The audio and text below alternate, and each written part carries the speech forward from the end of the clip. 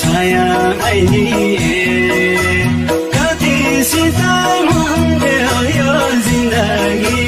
अङ्गालोमा माया भइदिए टाढाको दूरी भो टाढाको दूरी भो हाम्रो लागि धारिलो छुरी भो चर्को घाममा छाया भइदिए चर्को घाममा छाया भइदिए